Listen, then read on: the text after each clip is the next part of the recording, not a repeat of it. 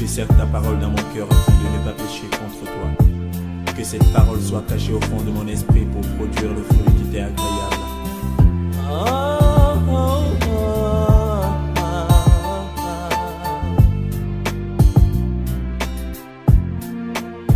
Plus que jamais j'aime ta parole.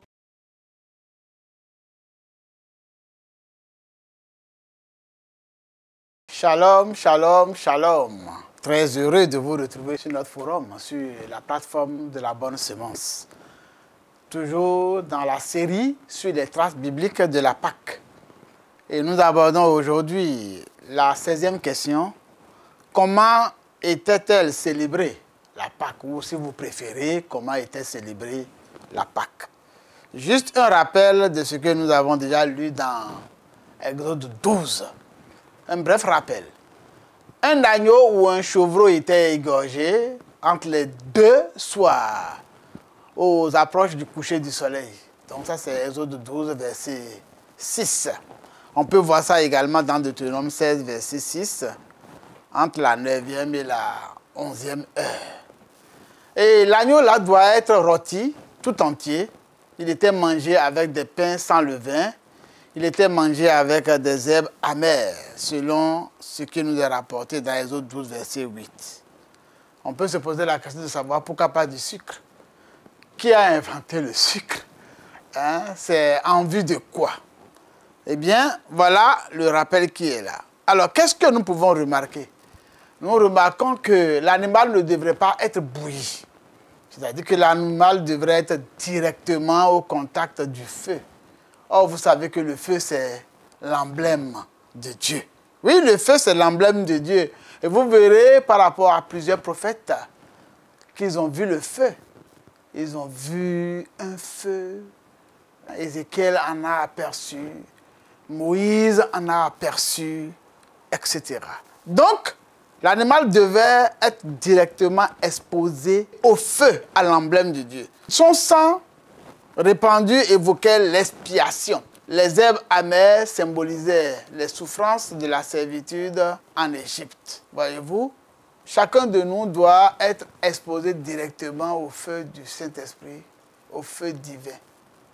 Pour adorer Dieu, il ne doit pas avoir d'intermédiaire. Non, il faut adorer Dieu directement. Pour adorer Dieu, on n'a pas besoin d'anges. Non, il faut adorer Dieu directement. C'est le sens d'être exposé directement au feu. Alors, le pain sans levain représentait la pureté. Donc, il faut être pur. Ça, c'est clair. Selon ce qui nous est rapporté dans Lévitique 2, verset 11 et dans 1 Corinthiens 5, verset 7 à 8. Si quelque chose restait, il devrait être brûlé. Ce qui est impropre à la consommation n'était pas impropre au sacrifice. Voilà comment était célébrée la Pâque. C'était ainsi. Alors, question. Est-ce que vous avez fait la connaissance personnelle avec Dieu? Est-ce que vous avez une relation personnelle avec Dieu? Avez-vous déjà été soumis au feu divin? Est-ce que Dieu vous a parlé personnellement? Ou bien vous continuez d'adorer Dieu à travers des images, à travers des éléments de la nature? Si vous adorez Dieu à travers les éléments de la nature, sachez que la vraie adoration se fait directement. Alors, je voudrais revenir sur Lévitique 2, verset 11 et 1 Corinthiens 5, verset 7 à 8.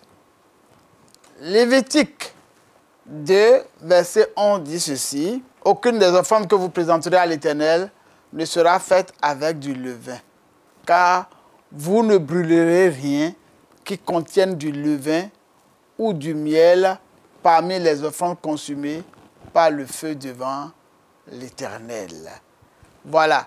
Donc vous voyez, on ne peut pas venir devant Dieu et avoir du péché dans sa vie si vous venez devant Dieu avec des péchés, vous devez commencer par prier pour la rémission de vos péchés. Parce que Dieu a le péché en horreur.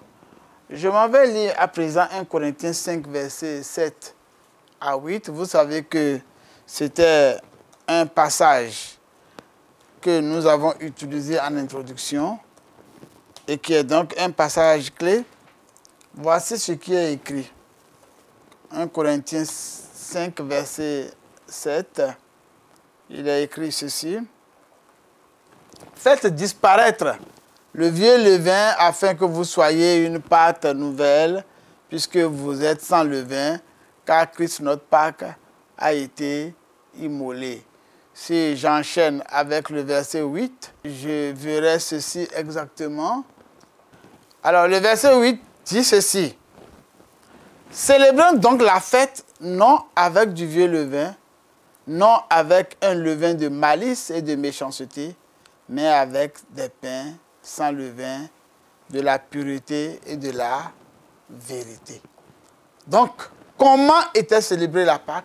Ça devrait être célébré sans levain. C'est l'élément essentiel. Et on y vient pour être exposé directement au feu divin, à l'amour de Dieu. Merci pour la qualité de votre écoute. Disons là-dessus, shalom.